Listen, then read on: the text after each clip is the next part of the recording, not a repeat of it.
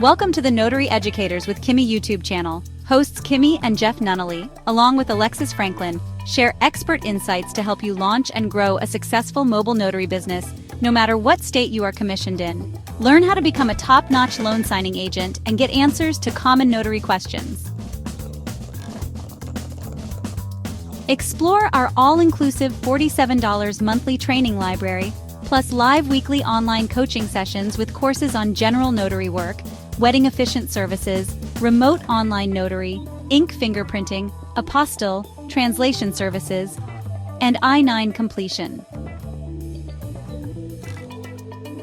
So please remember that Notary Educators LLC is your one-stop shop for notary training.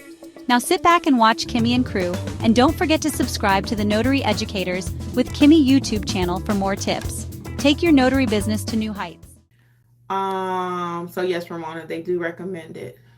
Corinthia says, I have a friend that wants to be a notary. She has a felony on her record from over 20 years ago.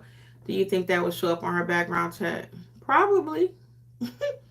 I don't know that felonies go away. I don't know because I don't have a felony, to be honest with you, but I don't know. Thank you, Ramona. She says you are awesome. Yeah, I don't know. Corinthia, that's why I said she could try, depending on what the felony is. I don't know, do they fall off? I don't know the process. Is it something she can have expunged? Is it not even true? Is it not even valid right now? You know what I'm saying? It's a lot of questions involved. That's why in my very first statement, I said, just because you have something doesn't mean you can't qualify. And that's what stops a lot of people. They don't even do a little extra investigating, to find out, hey, yeah, I got this happen, but that was 10 years ago. Maybe I can still qualify. Okay. Next thing we have is we talked about passing a background check. And the last thing is to get your actual commission. So don't start stamping papers because you did an application. That does not make you a notary just because you filled out the application. You have to have the actual commission, okay? So sometimes people think, I already signed up, so I can go ahead and start stamping papers. No, you cannot. Wait until you get the actual commission. And then once your application is approved, then you will get the commission certificate, which is pretty cool. It have your name on it. Some states have a commission number. Some states do not. Our state doesn't have a commission number, but it does have like a number on the certificate that they've given us. So that's what I typically write down when signing companies or someone requests my commission number. I'll just write that down. And then a lot of documents will say if applicable. So they already know some states have a number, some states don't. But if you do have a number, you will write it down in the front of your journal, just a little pro tip. And that way, when you need easily to access it, which is not every day, then you can, have it written there. I also have a little cheat sheet on my phone with notes. And that's part of my cheat sheet is my commission number because you are asked to write it on a lot of documents, okay? So then, sorry, hold on. So once you get your certificate, then that's when we can start ordering our notary supplies. So I actually just cleaned up our website at notaryeducatorsllc.com with all of the supplies that I recommend.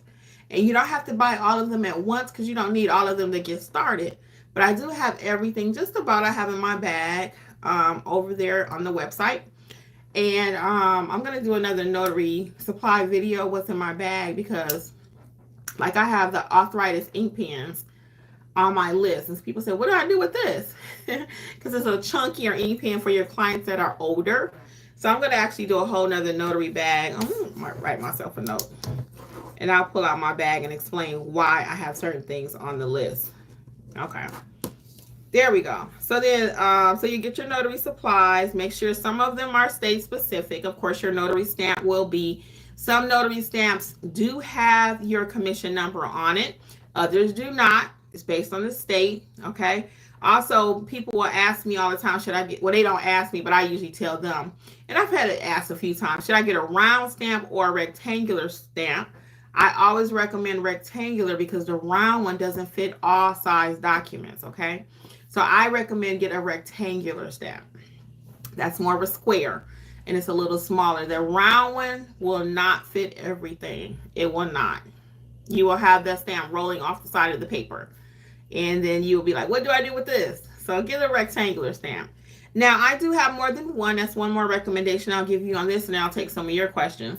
I always recommend having more than one stamp if your state allows. Some states do not. Okay. But if your state allows, go ahead and get you a second stamp, because your stamps will break.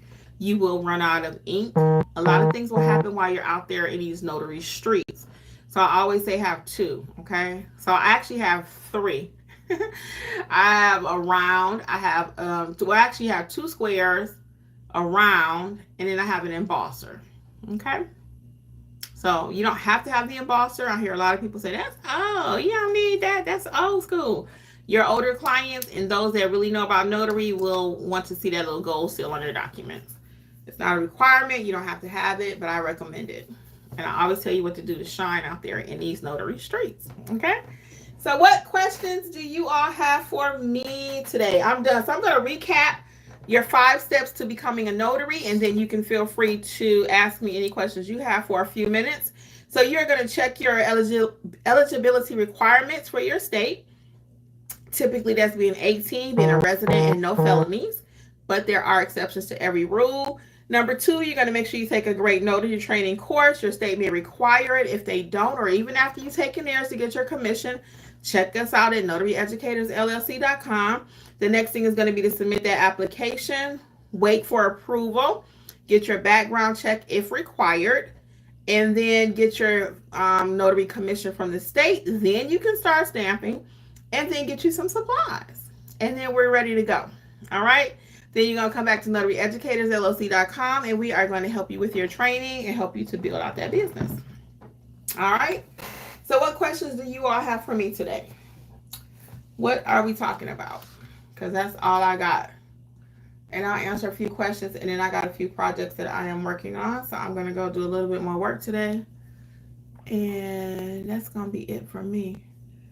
Any other questions we have? If not, going once, going twice. Any other questions? What do we have? What do we have? Nothing? I'll tell you about mentorship really quick. So our mentorship program is $47 per month, and it covers all of our 15 different training classes. You have access to all of those on demand, at your leisure. Then we have a weekly live session that's a piece of that. And then also included in mentorship is the group chat and access to all the replays. So you might be starting right now, but you can go back and take advantage of all the replays from last July, which is a lot of information, a lot of gems that has been dropped. So we have excellent sessions, and every week you will learn something different. Every day, even in chat, you learn something different. This notary space is, again, I always say it's not that complicated, and people quote me. It's true, it's not. But if you don't know, you don't know. And most of the times there's no one to teach you the correct way to do it. Or like I said, you get very basic or minimal training from your state level. So that's the number one thing, if I can encourage you, would be to take some training or teach yourself. Either one. Either I can teach you or you can self-teach. But either way, you got to get the knowledge. You have to. I see we have quite a few people that have joined. I will give you a few minutes to put your questions in the chat if you have any. Today we were talking about how to become a notary. And I gave you 5 basic steps. Doesn't matter what state you're in, you will take to become a notary. It is still the best kept secret. A lot of people don't know about it. They're like, people pay you for that? It's the funniest thing when I go to somebody's house and then I'm there 5 minutes and I charge them $75 for something. They're like, that's all you do? One lady a couple weeks ago, what did I do for her? Oh, an I-9. So people charge a lot for an I-9 form. She came to me, so I only charged her I think it was $40. And she was like, and the new form is even easier than the old form. So I do have a course on it if you haven't seen it, or you can self-teach right here on YouTube, whatever you want to do. But anyway, I have a course and about how to complete it. It's included in mentorship, but you can also buy it separately. If you did want to buy the courses separately, they are 60% off. Coupon code is WIN 2025, WIN 2025, or mentorship is $47 per month. Anyway, she says, you got a good hustle here. You just charged me $40 for 5 minutes. I was like, yeah. And loan signing, sometime when I'm doing those, one time my sister went with me to do a power of attorney signing at a nursing home. She was like, girl, that's attorney money, what you just made. I was like, yeah, because I don't even really like people to see how much I make. They're like, what? You know, because it depends. Each job is different. One job might be 40, one job is 25, the next one might be 150. So, but it all adds up. So that's why I'm always telling y'all, take them lower paying jobs sometimes. I know I get pushback from that. You shouldn't tell people to take lower jobs. It messes up the market or the industry. Somebody's going to take it. It might as well be you.